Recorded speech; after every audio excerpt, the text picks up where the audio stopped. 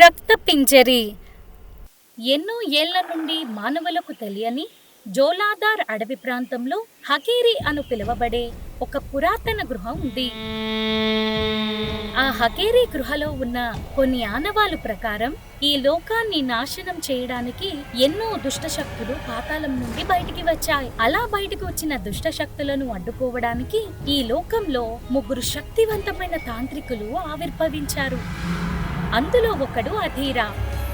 అధీరా ఎన్నో ఏళ్ల నుండి శ్రీఖండ ప్రాంతంలో ఉంటూ రక్కకే విగ్రహానికి పూజలు చేస్తూ తన జీవితాన్ని గడుపుతున్నాడు. నిరంప్రభత్రయం నిడూరలోకం వినాశశంభం విదోతి నిరంప్రభత్రయం నిడూరలోకం వినాశశంభం విదోతి నిరంప్రభత్రయం నిడూరలోకం వినాశశంభం విదోతి.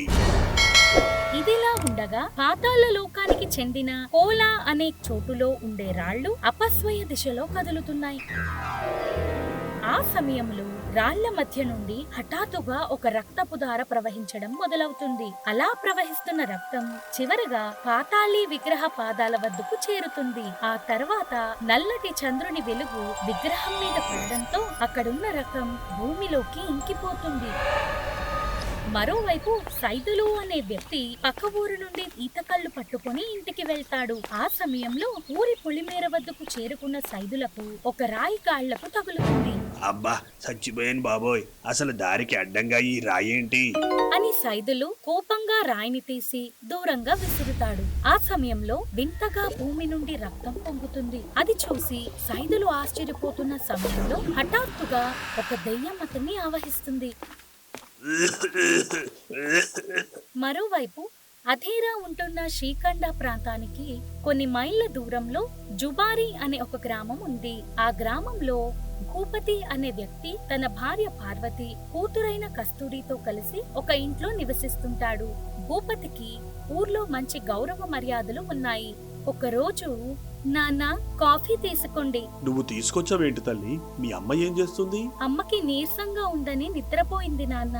ఒకసారి డాక్టర్ని పిలిపించండి. సరే తల్లి, నువ్వు వెళ్ళి మీ అమ్మ దగ్గర ఉండు. భూపతి కాఫీ తాగడం పూర్తయిన తర్వాత వైద్యుడిని తీసుకురావడానికి ఇంటి నుండి బయలుదేరుతాడు. కొద్దిసేపు తర్వాత భూపతి వైద్యునితో కలిసి వస్తాడు. అప్పుడు వైద్యుడు ఆమెను పరీక్షించి, మీ భార్య రోగాన్ని నయం చేసే మూలికలు ప్రస్తుతం నా వద్ద లేవు భూపతి, కానీ ఆ మూలికలు మన లోధా కొండ మీద దొరుకుతాయి. అలాగైతే నేను వెళ్ళి తీసుకొస్తానండి. నాకు నీతో పాటు రావాలనుంది భూపతి, కానీ వయస్సు సహకరించడం లేదు. మరేం పర్లేదండి, నేను వెళ్ళి ఆ మూలికలు తీసుకొస్తా. వైద్యుని ద్వారా మూలికల గురించి తెలుసుకున్న భూపతి లోధా కొండ వద్దకు బయలుదేరుతాడు. అలా భూపతి కొండ మీదకి చేరుకున్న తర్వాత మూలికల కోసం చుట్టూ వెతుకుతాడు. సరిగ్గా అదే సమయంలో కొద్ది దూరం నుండి ఎవరో తగ్గుతున్న శబ్దం వినిపిస్తుంది. అక్కడ ఎవరో ఉన్నట్టున్నారు, అతనికి మూలికల గురించి తెలిసేమో అడుగుతాను అని భూపతి కొద్ది దూరంలో నిలవబడి ఉన్న ఒక వ్యక్తి వైపు వెళ్తాడు.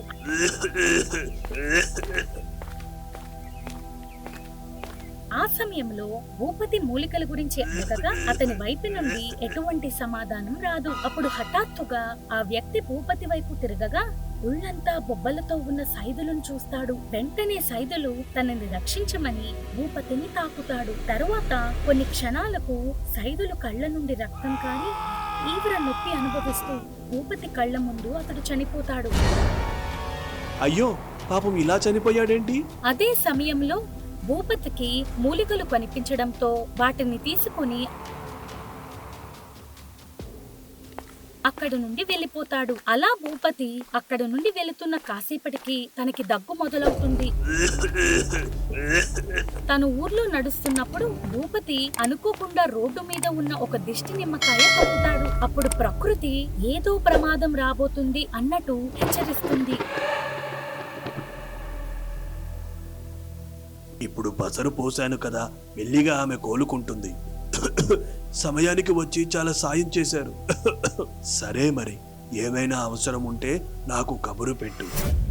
సరిగ్గా 2 రోజులు గడిచిన తరువాత జుబారి గ్రామంలోకి విచిత్ర వేషధారణతో ఉన్న విరోధి అనే ఒక వ్యక్తి ప్రవేశిస్తాడు. అలా విరోధి ఊర్లో నడుస్తూ ముందుకు వెళ్తున్నప్పుడు భూపతి తొక్కిన దిష్టి నిమ్మకాయ అతనికి కంటపడుతుంది. అప్పుడు విరోధి దిష్టి నిమ్మకాయ చేతిలోకి తీసుకోగా ఏదో ప్రమాదం పొంచి ఉందని అతనికి అర్థమవుతుంది. ఆపద రాబోతుంది, వెంటనే హెచ్చరించాలి. విరోధి దిష్టి నిమ్మకాయ పట్టుకొని ప్రతి ఇంటి ముందుకెళ్లి నిలబడతాడు. అలా కొన్ని ఇళ్ల ముందుకు వెళ్లిన తరువాత భూపతి ఇంటి ముందుకు వెళ్లి నిలబడగా దిష్టి నిమ్మకాయ రంగు మారుతుంది. అప్పుడు విరోధి ఆ ఇంట్లో ఉన్న వారిని పిలుస్తాడు. ఎవరయ్యా నువ్వు? ఇంత రాత్రి పూట ఇంటి ముందుకొచ్చి గోల చేస్తున్నావు? నువ్వు ప్రమాదంలో ఉన్నావు. నీ వల్ల ఊరు ప్రమాదంలో పడబోతుంది. ఆగేసి వచ్చి వాగుతున్నావా? నువ్వు మర్యాదగా ఇక్కడి నుంచి పో. ప్రమాదం పొంచి ఉంది, నా మాట వినో. విరోధి మాటలకు ఇంట్లో ఉన్న కస్తూరి బయటకొస్తుంది. నాన్న, నాకు భయం వేస్తుంది, మనం లోపలికి వెళ్ళిపోదాం పదండి. సరే పదమ్మా, వీడి పిచ్చి మాటలు వినలేకపోతున్నా. భూపతి విరోధి మాటలను పట్టించుకోకుండా లోనికి వెళ్ళిపోతాడు. ఆ తరువాత భూపతి మధ్యరాత్రి వేళలో తన భార్యకు పసర ఇవ్వడానికి వస్తాడు. అప్పుడు భూపతి తన భార్యని తాకడం జరుగుతుంది. అలా భూపతి పసర పోసి వెళ్లిపోయిన కాసేపటికి పార్వతి తగ్గడం మొదలు పెడుతుంది. అదే విధంగా భూపతి శరీరం మీద బొబ్బలు వస్తాయి. బలి కోరుతుంది, ఈ లోకాన్ని బలి కోరుతుంది. మరుసటి రోజు గదిలో ఉన్న భూపతికి బొబ్బలు రావడం వల్ల నొప్పితో అరుస్తాడు. అప్పుడు భూపతి భార్య కూతురు కంగారుగా గదిలోకి వచ్చి చూడగానే ఆశ్చర్యపోతారు. ఆ సమయంలో వారికి ఏం చెయ్యాలో అర్థం కాదు. ఇంతలో భూపతి కళ్ళ నుండి రక్తం కారడం మొదలవుతుంది. వెంటనే భూపతి బయటకు పరుగులు తీస్తాడు.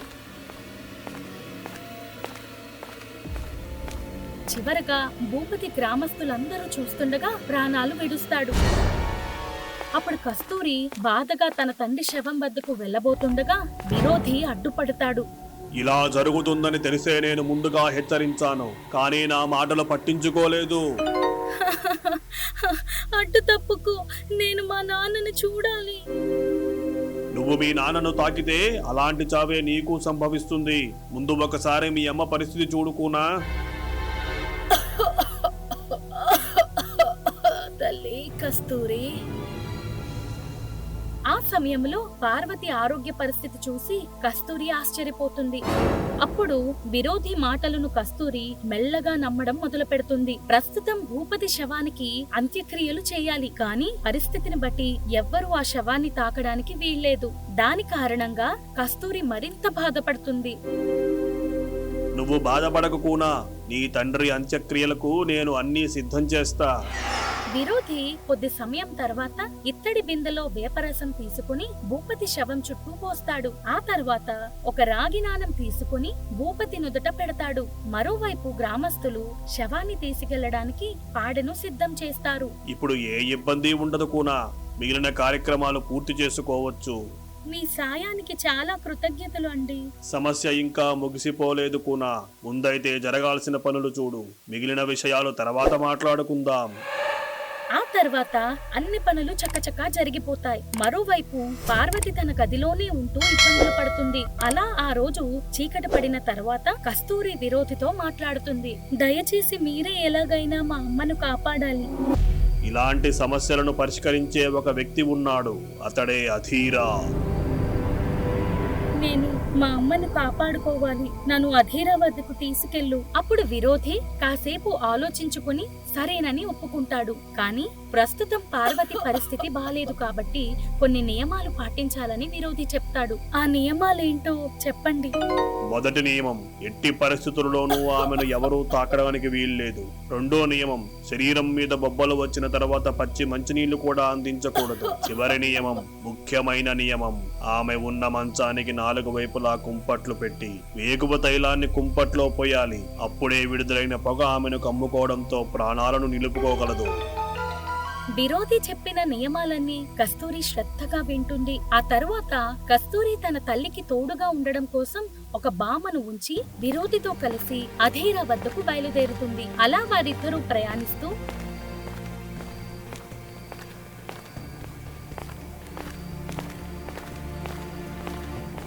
మరుసటి రోజు జోలాగార్ అడవి ప్రాంతానికి చేరుకుంటారు. ఈ చోటు నుండి నువ్వు ఒంటరిగా ప్రయాణించాల్సి ఉంటుంది కూనా. నేను ఈ ప్రయాణం ఒంటరిగా చేయగలనా? అధైర్యం పడకు కూనా.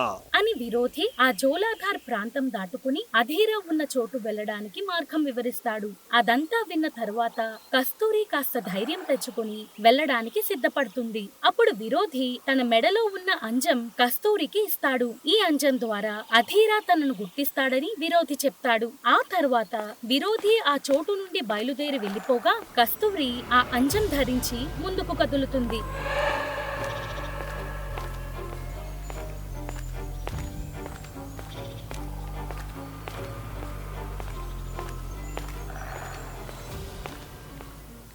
ఈ జోలాధర్ అటవీ ప్రాంతంలో కొన్ని ఆకతాయి దయ్యాల గుంపు తిరుగుతాయి. ఒకవేళ ఆ దయ్యాల గుంపు గాని వస్తే నువ్వు శిలలాగా నిలబడాలి. ఆ సమయంలో కంటి రెప్ప మిదిలిన దయ్యాల గుంపు నిన్ను అంతం చేసేస్తాయి. విరోధి మాటలను కస్తూరి గుర్తు చేసుకుని ముందుకు నడుస్తుండగా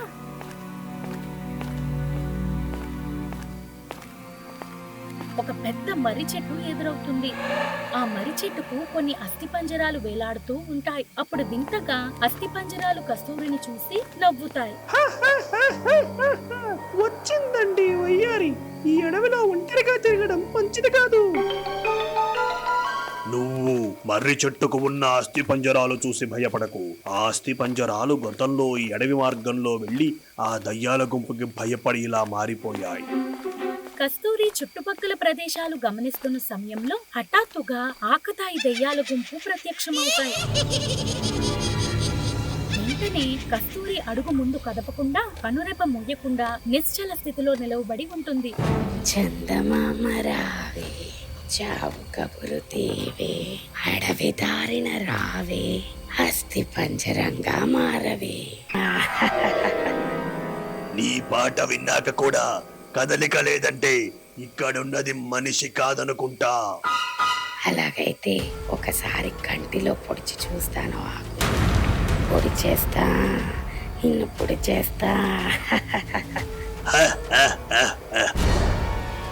ఆ సమయంలో కస్తూరి ఒక శిలలాగా నిలబడి ఉంటుంది. నిజానికి మనుషులు నిశ్చల స్థితిలో ఉంటే ఆ ఆకతాయి దెయ్యాల గుంపు వారిని తాకలేవు. అలా కాసేపు దెయ్యాలు కస్తూరిని ఇబ్బంది పెట్టడానికి ప్రయత్నించి అక్కడ నుండి ఒక్కొక్కటిగా మాయమైపోతాయి. ఆ తర్వాత కస్తూరి తిరిగి ప్రయాణం మొదలు పెడుతుంది. మరోవైపు పార్వతి మంచం చుట్టూ ఉంచిన కుంపట్లో విరోధి ఇచ్చిన తైలాన్ని భామ పోస్తుంది. దాంతో చుట్టూ పొగాలముకుంటుంది. నేను ఎలాగైనా ఆ అధీరాను కలిసి మా అమ్మను కాపాడుకోవాలి. కస్తూరి ఎన్నో అడ్డంకులు దాటుకొని ముందుకు వెళ్ళగా ఒక దగ్గర ఒంటి స్తంభ వంతెన ఎదురవుతుంది. ఆ ఒంటి స్తంభానికి ఇరువైపులా రాకాసి చేతులు ఉంటాయి. ఒకవేళ పొరపాటును అడుగు పెడితే ఆ చేతులు మానవ శరీరాన్ని ముక్కలు ముక్కలు చేస్తుంది. అప్పుడు కస్తూరికి విరోధి చెప్పిన ఒక మాట గుర్తొస్తుంది. నువ్వు ఆ ఒంటి స్తంభం దాటుకుని ముందుకు వెళ్ళాలంటే రక్తదర్పణం చేయాల్సి ఉంటుంది. ఆ రక్తదర్పణం వల్ల రాకాసి చేతులు ఏ హాని చెయ్యవు. విరోధి చెప్పినట్టు కస్తూరి ఆ చోటులో రక్తదర్పణం చేస్తుంది. అప్పుడు కొన్ని రకపు చుక్కలు ఒంటి స్తంభం మీద వేసి ఆ తరువాత దాని మీద నడుస్తుంది. కానీ తనలో చిన్నపాటి భయం అయితే ఉంటుంది.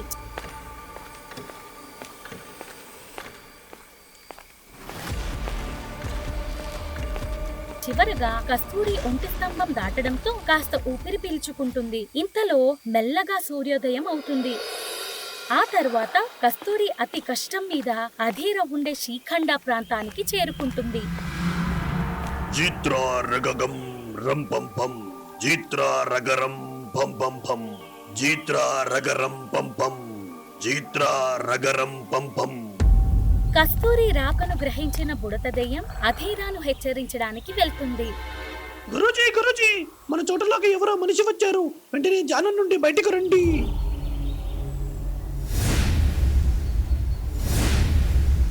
ఓ యువగలాడి, ఎక్కడికి వస్తున్నావు? ఆగు అక్కడ. ఇదేం మీ అత్తగారిల్లు కాదు.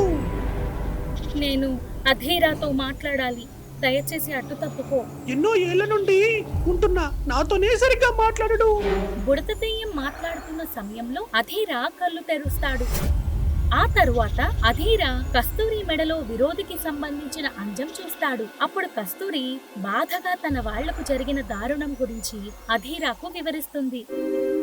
నువ్వు చెప్పిన దాన్ని బట్టి చూస్తే మీ నాన్న చావుకు కారణం పాతాళలోకం నుండి విడుదలైన రక్తపింజరి.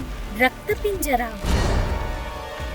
అప్పుడు అధీర తన శక్తితో ఒక దర్పంలో రక్తపింజరి రూపాన్ని చూపిస్తాడు. ఆ రక్తపింజరి ముందుగా మనిషిని ఆవహిస్తుంది. ఆ తర్వాత నిరంతరంగా ఆ వ్యక్తి దగ్గుతో బాధపడతాడు. దాని తర్వాత తేరుకోకముందు శరీరం మొత్తం బొబ్బలు వస్తాయి. చివరగా దయ్యం ఆవహించిన వ్యక్తిని మరో వ్యక్తి తాకడంతో మరణం సంభవిస్తుంది. అధీర మాటలను కస్తూరి ఆశ్చర్యంగా వింటుంది. ప్రస్తుతం మా అమ్మ ఆ చావు బతుకుల మధ్య పోరాటం చేస్తుంది. అధీర, నాకు జరిగిన అన్యాయానికి నేనే స్వయంగా ఆ రక్తపింజరిని అంతం చేయాలనుకుంటున్నా అని కస్తూరి తనలో ఉన్న ఆవేదనను వ్యక్తం చేస్తుంది. అలానే రక్తపింజరిని అంతం చేయడానికి తనకు ఒక అవకాశం ఇవ్వమని అడుగుతుంది. అసలు నీకు ఏ అర్హత ఉందని అవకాశం ఇవ్వాలి బాలిక? నాలో ఉన్న పట్టుదల కారణంగానే సాధారణ మనుషులు రాని ఈ చోటులోకి నేను వచ్చాను. అంతకు మించి అర్హత ఏం కావాలి అధీరా? నిజమే గురూజీ, ఆ వయ్యారి నన్ను చూసి కూడా భయపడలేదు. భవిష్యత్తును దృష్టిలో పెట్టుకుని అధీరా ఒక నిర్ణయం తీసుకుంటాడు. నువ్వు కోరినట్టు నిన్ను ఒక తాంత్రికురాలిగా మారుస్తాను. దానికి పక్షం రోజులు సమయం పడుతుంది.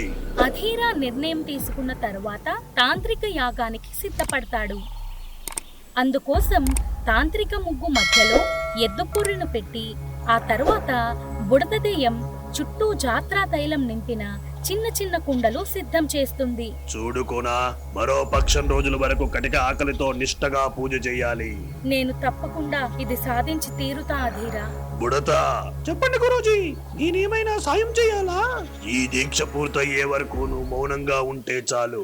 అదే మాకు పెద్ద సాయం. అధీరా సరదాగా బుడత దెయ్యాన్ని ఆట పట్టిస్తాడు. ఆ తర్వాత తాంత్రిక యాగం మొదలవుతుంది. అలా రోజులు గడుస్తుంటే ఎద్దుపురలోకి శక్తులు ఇముడుతాయి. అదే విధంగా కస్తూరి తన తల్లిని కాపాడుకోవాలని దృఢంగా నిశ్చయించుకుంది.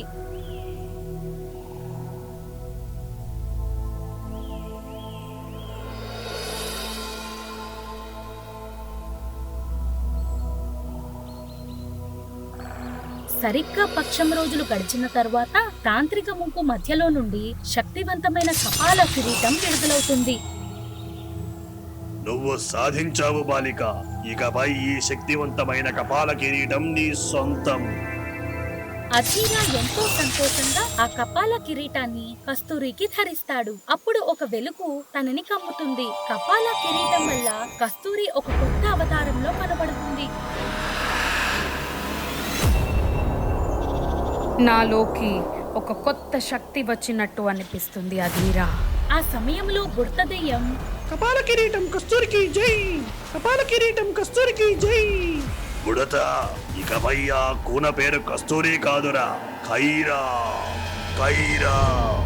మరిప్పుడు కైరాగా మారిన కస్తూరి ఎలాంటి సవాలు ఎదుర్కొంటుందో ముందు ముందు చూద్దాం.